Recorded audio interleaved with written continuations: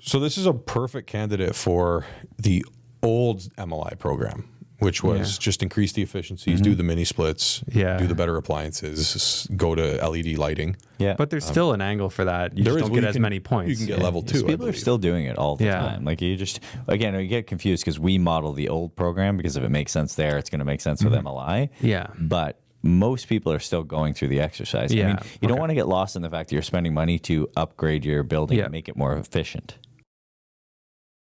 Welcome back to REI Hot Seat. Andrew Hines here with David Hulshof and Jacob Campagnaro, and we're talking about a deal. Jake's on the computer today. Yeah.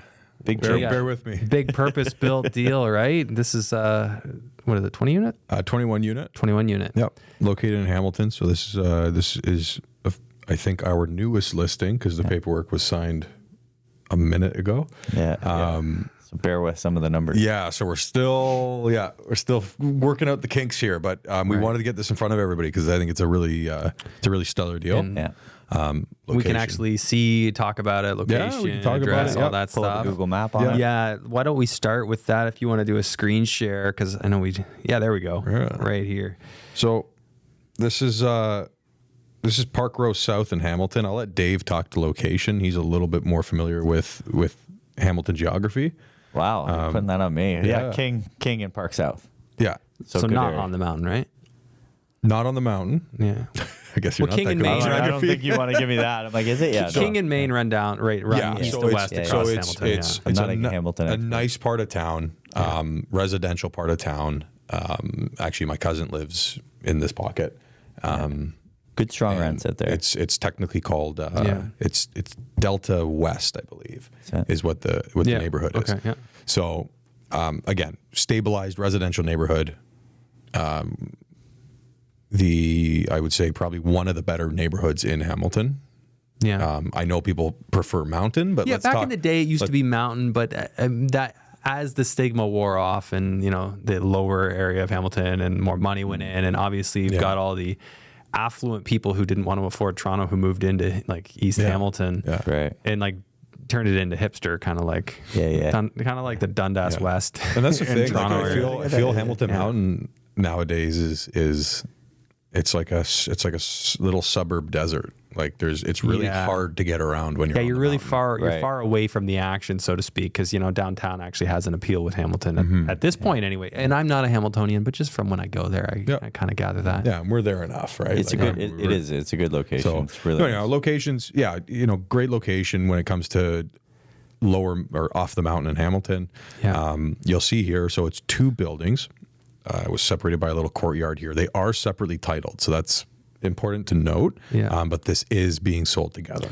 And it looks pretty well kept. It is, yeah. Very well So done. recently, in the last year, there's been all vacant units have been renovated. There's one that's not renovated, but it's under renovation right now. So this is I would call it a turnkey with lift because there is still ability to add additional units to these. So Where would you add them? So in the lower level or ground floor level of these buildings, they both have a mechanical room and an electrical room. And the electrical room, Dave and I both walked in there on our tour, and our jaws dropped. It was this massive room. It could have been used for storage at one point. It's not the laundry room because the laundry room's across the hall. Yeah. And all it had was a meter base. Like it just had your Just 10 a bunch of meters. meter bases. Yeah. And then it was equivalent to the same size of all the other units. It was probably 750 square feet. Huge, with a bathroom on the very end and big windows to it. Plumbing's there. So what they did in the other building, in this building here, is they actually converted that space. So that is already a unit within that other building. That's why it's 21 units, not 20. Gotcha. It's worth repeating. They're the mirror of each other. Correct. Both buildings Built at the same time. The difference being that one of them has the additional unit in the basement. Okay. So you that's already what know happens. proof of concepts there. Well, we laugh because all the time you see a list. Oh, you can add a unit. It's like, can you really? But You got to move the boiler, relocate the electrical. Oh, no more laundry. Build up. Build up. Yeah. I wonder if it'd just be a matter of zoning. Like if you wanted to go and apply for a permit, they just look at zoning and say, does it support that number Correct. of units, that density, and that? Yeah. It wouldn't be a site plan issue. Very unlikely. And like Jake said, it's new to us. So one of the things obviously we do for listings is we'll engage with the city and get a better handle. But it's already been done on the building. So presumably, to your point, minor variance and throw it in. So yeah, stellar looking building. There is out of 21 units, there are currently 10 vacancies in this building. Okay. So high vacancy because they were all renovated. Okay. Right. So we're now doing lease up. So this can be sold with the vacancies. If you want to pick your tenants, we can lease it up. If you don't, completely up to what we want to do here. We're modeling a straight to CMHC acquisition. Okay. Because we feel like, there is good lift, but this is more of a stabilized asset. Right. Yeah. So can we look at the rent rolls, just see where everything's at? We flip back over to that. Sometimes the numbers tell a better story. Yeah. So 2 addresses here. So 169, 165. Okay. So we'll start with 169. You can see the rent rolls. This building has most of the vacancies. Yeah. Oh, those are. Which ones are vacant? Oh, really? Okay. So we got 5 vacancies. Yeah. Okay. Yeah. And was this done intentionally to prepare for sale, or? It was, yeah. Like we really, the landlord really went through and worked hard to get some of the riffraff out. Okay. So we have a good relationship with the leasing agent as well, and I've talked to her in depth about it, and the building has really cleaned up. Right? So there was historically some smokers in the building, some rougher tenants, and that's been probably a 2-year process. Right. And how much is needed to like get that market rent? Like, what do you got to do to that unit? Does it need some renovation? No, they're all renovated. Just doesn't need anything. Done. Yeah. Okay. Yeah. Done. Yeah. And these rents are being achieved. Like there's ads up right now that are achieving these rental figures. You can Google the address and you'll see that there's an actual listing agent on it. Okay. Yeah. So we're good to see that. So this is really just an exercise of finalizing the leasing here. Yeah. And then working your way towards a CMHC or just however, a bridge, whatever the person you can wants see to do, that's why you look at it through the CMHC. Is it the CMHC just traditional, or is MLI Select an option, or probably not? Did they do the efficiency study you need to do to get MLI Select? I haven't even looked at it. No. Okay. No, not with this owner. He's a very traditional owner. Would there even be an approach with a building like this to do that? I mean, you could replace maybe some of the heat sources and put in heat pumps and get some efficiency. Yeah, like this is a perfect candidate for the old MLI program, which was just increase the efficiencies, do the mini splits, do the better appliances, go to LED lighting. Yeah. But there's still an angle for that. You just don't get as many points. You can get level 2. People are still doing it all the time. Like you get confused because we model the old program because if it makes sense there, it's going to make sense with MLI. Yeah. But most people are still going through the exercise. Yeah. I mean, you don't want to get lost in the fact that you're spending money to upgrade your building and make it more efficient. Right. So for sure. Exercise. So it's helpful in general. Although the idea, I think, with any of that is you want the tenant paying the utilities, right? For sure. And here it's all separately metered. So there'd be a central boiler. Yep. Yeah. So it might be to the owner's benefit to add in the heat pumps and shut that boiler off. Yeah. Right. And so and then you can target level 2, which is still a one debt service at level 2. And so Go ahead. Well, then you're going to see one of the other things not modeled here is how that would impact. Like if you go to stabilized and start calling back some of the expenses, is going to be an even better solution. Yeah, so you haven't modeled that yet to take out some of the utilities costs, which you could do if you invest. I mean, to put heat pumps into every unit, like what do you guys typically have your clients budgeting? $4,000 a unit. Yeah. It's dependent on. I'm doing them right now in a building, and I'm because we need electrical upgrades and things like that. I'm actually doing 6,500. But you're 60 amps on each unit, right? Correct. This is 100. Correct. Yeah. Yeah. No. I'm just saying that for certain cases. Good call. There's a range. So your unit won't do, like if you're 60 amp on your panel, you can't power your. We can, but we're maxed out on the existing. Anyways, this is a different building, so let's keep it focused. It's just a good, and I just think it's an interesting conversation. We have the. It's really strange because we have a 60 amp panel, but the building was actually set up to run like 80 amp. Right, so we're upgrading our panels to 80 amp panels, which then allows us to do dishwasher, washing machine, and the heat pumps, all of that. So, anyways, but this building, this does have 100 amp per unit. So is it 400 and then 100 to each? Something like that. Yeah, it's one of the one of many times the overlooked conversation. Like, what is the electrical? What are you planning to do? Right. And it's just people just kind of pass it by. But if you're going to do dishes, you're going to do heat pumps. Like that can be a fairly expensive upgrade. Yeah, when it you depends start. on how big you need to go for sure. But I mean, Yeah. I would think, I don't know how big these units are. They must be pretty big. You need a good size heat pump. I would say they're what, 700 square feet? Yeah, they're very they're Right? good size. So Good you might size need units. two You can heads. get a for it. little 15 amp heat pump should do that. Anyways. Look at us. Well, that's the thing. Like with heat pumps, if we want to do a whole episode on heat pumps, but a lot of people go with a multi-head system. Obviously, you need a bigger power. Yeah, bigger condenser. Like I've done enough of them where like I know maybe an oversized single head unit is still going to cool a whole space, right? Like at my cottage, for example, 800, 900 square feet cabin, 2 bedrooms, bathroom, kitchen, one head easily cools that whole space. Right. Yeah. Right. And there are separate rooms, but it's just keep maybe the it's doors not open. instant cool. Yeah. But that if I turn it on, that cottage is cold. Yeah. Right. And same thing with these apartments. So that the air conditioning will flow around. It doesn't. Yeah, as long as you keep the doors open, right? And the MLI program doesn't make you do multi heads. Right. Right. So it's Yeah. kind of like, what's the sweet spot? We've got another guy. He put one heat pump because that's all that one head in each, and then he did an HRV system in some of the other in the bedrooms. So it's just sort of flowing air around. That's exactly what I'm doing. Is that what you're in doing? the buildings? Yeah. So that seemed to be a cheap because to hit MLI, you only need a single head. Correct. Yeah. Right? But to be kind of better for the building, throw the HRV in. And the nice thing is, like, I think MLI more or less agrees with what you would want as the investor, but of course, getting it into all the bedrooms so that you don't have potential tenants looking at your building saying, "Oh, but they don't have it in the bedroom." Right. You don't want that comment coming back. No. Yeah. Yeah. So just getting back to this. So we've modeled out a straight to CMHC. Now I will say, because this is such a new listing, the process that Dave and I run off of is we do what we call a draft pro forma, and that's kind of our working model, right? So this is what we're looking at today.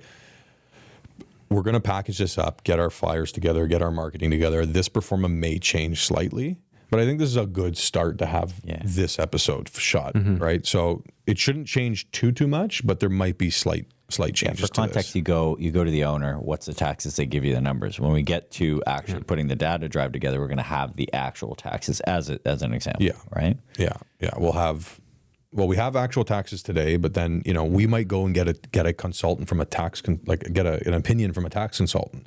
Right. Maybe we feel the taxes are a bit high. Prior to listing, we're going to go find out that information, right, and then have that in our marketing material. Maybe that adjusts our price point, utilities, all of it. So it shouldn't change too much, but we do like to really dive into things before we go to market. So anyways, that was just kind of a disclaimer, right?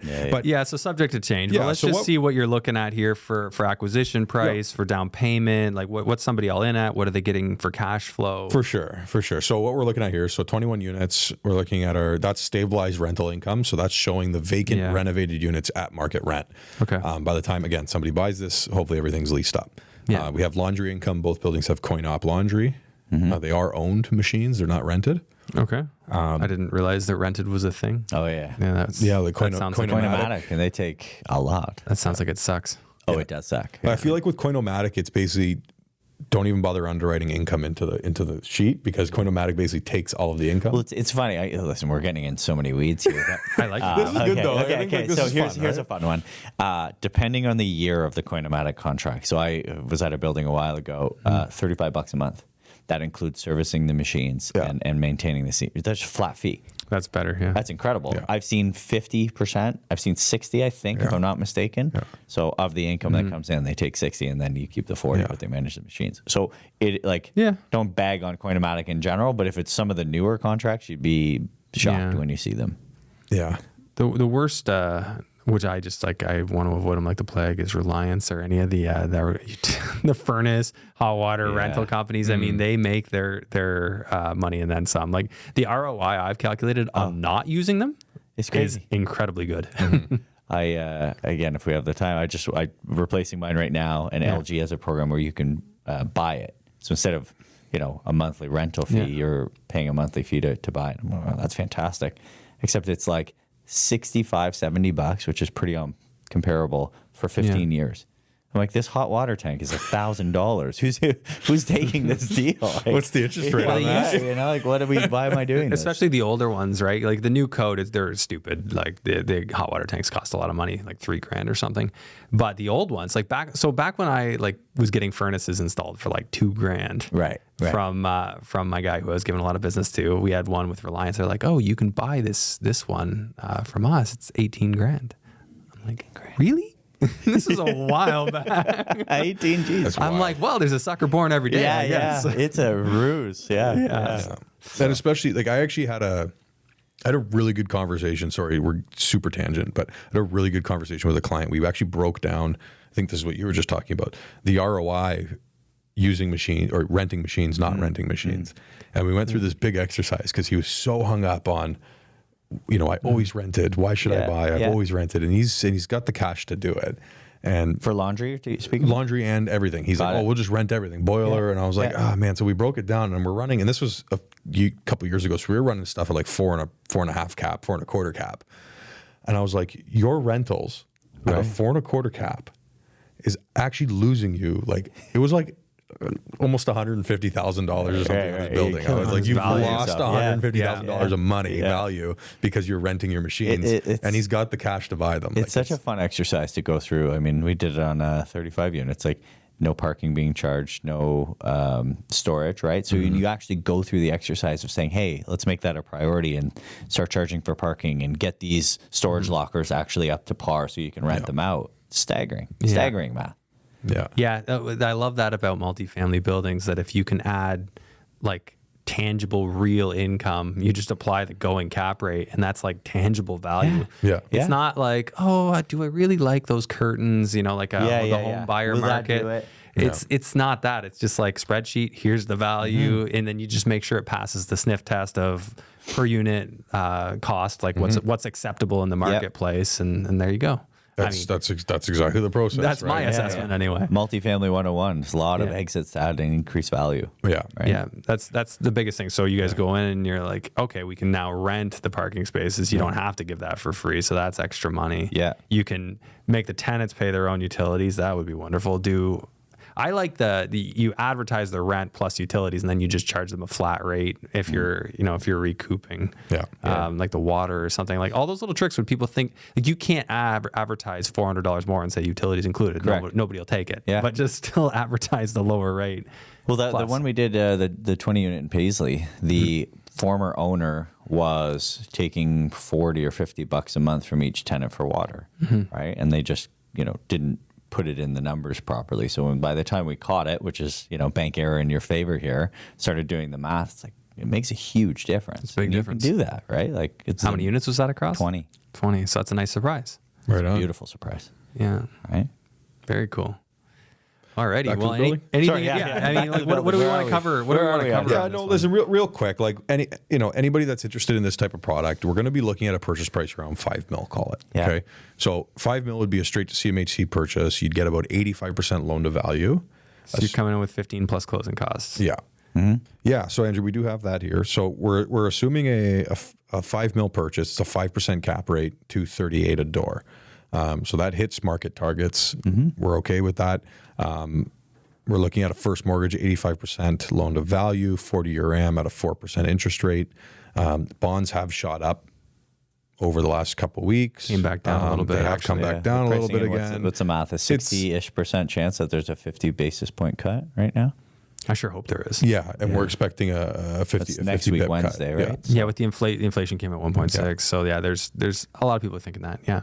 Exactly. So to answer your question, yeah, we did break that down. So we're looking at roughly all in, you're probably sitting at about $880,000 to get this done. Call it 9 because I think don't have your lender and broker in there. So this is so fresh still. Yeah. We still don't have some of the numbers here. So Jay, can I ask the price per unit? Are you basing that on the existing 21 units? It's the existing 21 units. Okay. So we haven't included the additional units. From a value or an income perspective. Correct. Okay. Correct. So potentially, an extra unit in there that's not being captured in that number. Well, this is Jake's saying. This is kind of the hybrid turnkey with lift, right? Because you can add the unit, and then there's still a good amount of lift with some of the other. Well, that's it, right? And so, and we might even be able to get 2 bachelors in there Yeah. Right. Like it's a pretty big space. It's staggeringly large. I have videos of these it, are the so conversations we want to work through one-on-one with buyers. And right? that's this is the hard part about doing this on a show is everybody's going to look at it a little differently. they would have a different angle what works for Right. them. I say this every time, but like aligning with goals, right? So there are people that'll look at this and go, I don't want to add a unit. I'd rather just put storage banks in, right? And it's an easy win. You just throw in a bunch of storage and, you're $50-$100 per, and you just stagger them across and you're done. That's good income. That It's actually would, fantastic. And it's straight income. probably There's no expenses. so there might actually be a better case than adding a unit. And that's why this is a little fresh. Like, so what we'll tend to do is dissect this, and then we really can have the numbers put to it, and we already know what the better solution You can is. really get $100 for one of those little storage lockers. Depends how big they are, right? Are they standalone doors with locks on them? We're doing it in London right now, right? They're just I'm thinking of the ones that are just cages that have a lock on them. But if you do the cages, you're going to get 50, but you're going to get more of them, right? So it actually goes down into measuring them out and sort of planning. Like a in 5x5 with a door is good. Yeah, there's good. Like you get a lot because people put their bikes in and stuff, right? So Can you get 21 lockers in here or close to? right. Then not everyone needs a locker. Not everybody needs a locker. So can you get 10 really nice lockers in here? Because the other building that has the unit built into it has an insane amount of open space as well. So maybe it's unit, storage. You know what I mean? So anyways, that's what we're going to end up dissecting. I like the creative angle. Yeah. That's a good creative angle. That's how you go through these buildings. Your vision has to, like, people laugh because I'm like, that's storage. That's this. We got to do this here. Yeah, like how can we maximize I income? have to. That's what we're here And for. minimize expenses. And the thing about that is, like, if you were in a conversation that just created a couple $100,000, I mean, when you create that kind of value for people, it's very easy to get paid. So hence why you guys get paid well to do what exciting, you do. right? You add value, and it's cool when you see a older owner or groups, REITs, whatever, they've owned it for a long time, because that isn't necessarily the way they have to have value. They've owned it for a long time. They're making a bunch of money. Everything's working. And you get a new owner in, and it's like, everyone obviously just looks to the tenants, but you add efficiency to the building, and where can you storage and parking are some of the easiest wins that a lot of people don't do or do it as aggressively and effectively as they should. Yeah. And tenants are happy. Hey, do you want a storage unit for $50-$100? Yeah, a lot of them do. It's a win. That's sweet. So I'm assuming this is something that, like if somebody like from the show, for instance, has you guys out to check out their existing property, if they're thinking about listing it, is this something that you'd go through and say, 100%. Here's how we would be positioning that? We have the conversations around it, then we do the planning around it, then we put the numbers to it. 100%. Yeah. Then we model it out. Well, that's cool because then on the sell side, now it's presented as here's the strategy. And actually one of the things I like and I see is very systematic about what you guys do is like you paint the whole picture start to finish.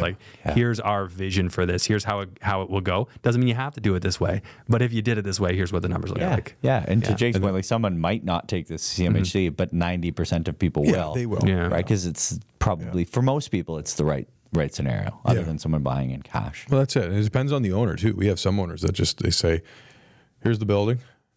Let me know what number I can get. I don't care how you get there. Yeah. We had people that just bought cash on a building, right? Like, here you go, no mortgage, away we go. Yeah. So it's every seller is different, right? Like a lot of the older guys do have that attitude. They're just like, what's the number? Right? Yeah. Bring it on paper. Yeah. Right. So then that's when Dave and I will go through and start doing all of we'll go check out the building a few times, see what we can do, right? And really hone in on how we can increase value on these things. Very cool. Yeah. Okay. Anything else left to say about this one? It's a pretty big down payment. I mean, somebody's got to be budgeting sort of $900,000 ish if they want to come into this. But the takeaway here is this is one of those more boring plays with some lift. Yeah.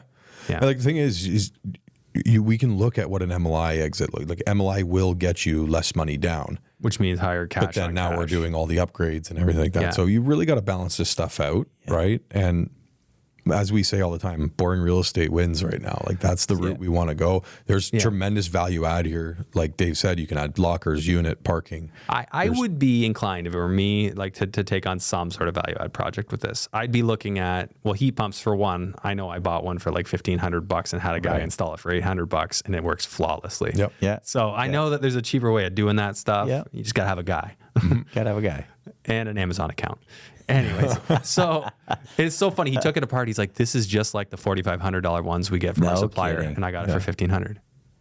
On Amazon. Yeah. Amazon. Senville? Senville, yeah. I have one as well. Is this Yeah, you bought the same thing? one Yeah. I got. Man, I love that thing. Wow. Works great.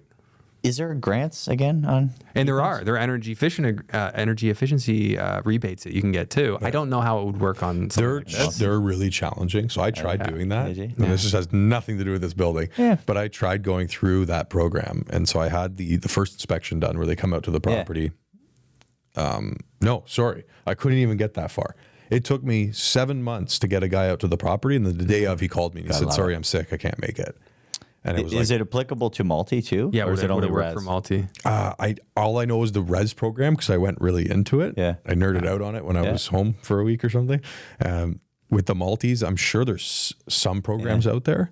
Be curious. Yeah. Yeah, I mean, it would be, especially if you could do what I just said and like kind of get it in like that under 3. I was talking to the guy about the rebate. He's like, you could actually get cash in your pocket if you could do it that cheap because it's not based on what we paid. It's just like they have a set amount. Yeah. So if you can do it cheaper, There's always a way. Yeah. there's always a way. There's rebates for windows, insulation. Yeah, and I've done that in the past. I can't tell you how many houses like we mostly got and never ran the rebate. We would have got $5-6 grand a house.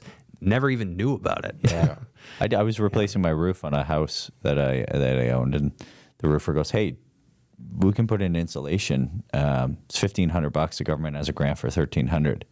I'm like, well, first of all, who says no to that if that's legit? Yeah. And what do I have to do? He goes, "Oh no, we'll take care of the paperwork." I'm like, honestly, if you just made this story up, congratulations. This is the best thing ever. Filled it out. Yeah. You've blown in insulation because the roof was off, so they just filled it up. Well, let that be a $1,300 lesson came in like sales. 6 weeks later. Let that be a lesson in sales. Like some people just don't understand that. Like just explain, make them an offer they'd be dumb to say no to. Yeah. Yeah. Oh, well said. It's a good model. I like that. Yeah. So use that model and put it on this building. There you go. Why would you be stupid not to buy this? Yeah. Well, yeah, if you could run the numbers on here's the investment across these. You already got the 100 amp panels, so you're assuming that you don't have to go too crazy. Yeah. It wouldn't be that expensive to wire them, and you say you could be in for $3,000 a piece. And what do the numbers look like at that rate? If you got a guy, and I think we got a guy in Hamilton. We have a guy. Yeah. That's the thing, right? Like it's also about the network. Yeah. And what we're doing. I'm filling something out right now for a newspaper or a magazine article about real estate and commercial real estate. And one of the questions is like, what's the most important thing? I'll give you that, Dave. Gotcha. What's one of the most important things for buyers or sellers to know? And it's always the same thing for me. It's like your network. Yeah. Build your network, right? I'm not going to sit there and say, oh, the realtor, you got to use a realtor. You got to do what you want, but get the right lawyer, get the right HVAC guy, right? Yeah. And I think that's a lot of value that we add to our clients is like, hey, you don't have somebody for that? Great. Let me give you 2 or 3 names. We certainly do. Well, you always look for people who are doing it well and find out who they work with, find out who their teams are. I mean, that's like the not inventing the wheel approach. Yeah. If you want to invent the wheel, you can do like 90% of what I did my whole career. And like before, social media and podcast, I was not aware of real estate podcasts. I learned before all of that, Right. like I had to scratch my knee and figure it out. And nowadays it's like turn on some podcasts, watch some videos, you can learn so much. Yeah, And it's just a different time. It's a very different time. Anyways, okay, guys, if you made it this far, this was a cool chat, tangent, and I liked it. I enjoyed this. I honestly think I'm going to bring this building back on when we're more hyper focused. But it was a really fun episode today. Well, like, it'd be I like good when we do these. to bring it back when we've dissected some of the solutions. Maybe that's another episode is to look at comparing a unit option versus A, storage. option Yeah, B. like that would be cool. And Actually, show what the values doing are. a breakdown on just that. So we've got this building. Let's deep dive into this A versus B. If you guys got pictures of the room, that'd be cool too. Yeah, we do. We'll grab We have some. a video. I took Yeah, one. Yeah. that'd be a good part 2 episode for this one. So So let's do that next week. make sure you're subscribed. Otherwise, you perfect. won't see that, guys. So make sure you're subscribed. Make sure you're leaving really happy, positive reviews about how great we The are. bell icon. Don't forget the bell icon. Yeah, that too. Anyways, and if you want either Jacob or Dave or a member of the team to get in touch with you, talk about a building you got or talk about your plans to buy, make sure you're on the insiders list. Yep. That's kind of the start to the process, and it also gets you access to their insiders deals that aren't on the market because most of what they sell, correct me if I'm wrong, is not listed. Correct. Yeah, even this one's not going to go to market. So Yeah. we'll probably have this sold before. So Yeah. if you have an interest in this, please let's jump on a call and we'll go through it with you. Yeah, so that all starts, link in the description if you're on the podcast platforms, or on YouTube, just in the description below. And thanks. We'll see you again next week. Right on.